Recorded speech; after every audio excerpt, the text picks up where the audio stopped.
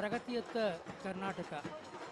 ಕೆಂಪೇಗೌಡರು ಕಟ್ಟಿದ ನಾಡು ಬೆಂಗಳೂರು. ಹಾಗೆಯೇ ಚಾಮರಾಜನಗರದಿಂದ ಬೀದರ್ವರೆಗೂ ಕೂಡ ಕರ್ನಾಟಕವನ್ನು ಅನೇಕ ಮಹಾತ್ಮರು, ಸಾಧಕರು, ಸಿದ್ಧಿಪುರುಷರು ಆಧ್ಯಾತ್ಮಿಕವಾಗಿ, ಸಾಮಾಜಿಕವಾಗಿ, ಶೈಕ್ಷಣಿಕವಾಗಿ ಕಟ್ಟಿರುವಂಥ ಸ್ತಬ್ಧ ಚಿತ್ರಗಳನ್ನು ನಾವು ಈಗ ನೋಡ್ತಾ ಇದ್ದೀವಿ. ಭರಣಿಯವರೇ, ಎಲ್ಲ ಹೇಳಿ.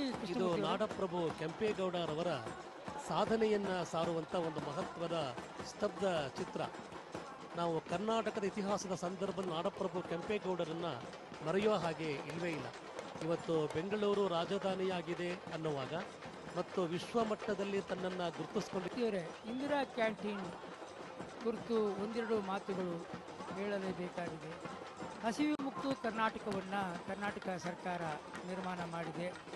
5 ರೂಪಾಯಿ 10 ರೂಪಾಯಲ್ಲೂ ಕೂಡ ಜನ ಸಂಪೂರ್ಣವಾಗಿ ತಮ್ಮ ಇಡೀ ದಿನ ಬೆಳಗ್ಗೆ ಸಂಜೆ ಮಧ್ಯಾಹ್ನದ ಹೊತ್ತು ಒಂದು ರೀತಿಯಲ್ಲಿ ಉಚಿತವಾಗಿಯೇ ತಮ್ಮ ಹಸಿವನ್ನು ಮುಕ್ತ ಮಾಡಿಕೊಳ್ಳುವಂಥದ್ದು. ಈಗ ಮತ್ತೆ ಒಂದು ಸ್ತಬ್ಧ ಚಿತ್ರದ ಹಿಂದೆ ಮತ್ತೊಂದು ಜನಪದ ಕಲಾವಿದರ ತಂಡಗಳು ಬರ್ತಾ ಉಂಟು ನೋಡಿ. ಇದು ದೊಡ್ಡ ಬಸವನಗುಡಿ ಕಡಲೆಕಾಯಿ ಪರಿಸೆ ಎಲ್ಲರಿಗೂ ಕೂಡ ಗೊತ್ತುಂಟು. ಅಲ್ಲಿ ಗಡಿಗೋಪುರ, ಕೆಂಪೇಗೌಡರ ಗಡಿಗೋಪುರ, ದೊಡ್ಡ ಬಸವಣ್ಣ, ರಾಗಿ ಗುಡ್ಡ ಇವೆಲ್ಲವೂ ಕೂಡ ಬೆಂಗಳೂರನ್ನು ನಿರ್ಮಾಣ ಮಾಡಿದಂಥ ಕೆಂಪೇಗೌಡರ ಕಾಲಘಟ್ಟದಲ್ಲಿ ಆಗಿರುವಂಥದ್ದು.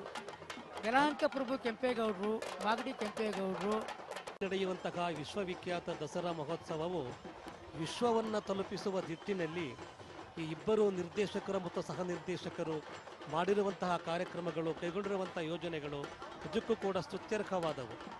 ಅವರು ಒಂದು ರೀತಿಯಲ್ಲಿ ಅತ್ಯಂತ ವ್ಯವಸ್ಥಿತವಾಗಿ ಈ ಕಾರ್ಯಕ್ರಮವನ್ನು ಇಡೀ ಜಗತ್ತಿಗೆ ತಲುಪಿಸುವಂಥ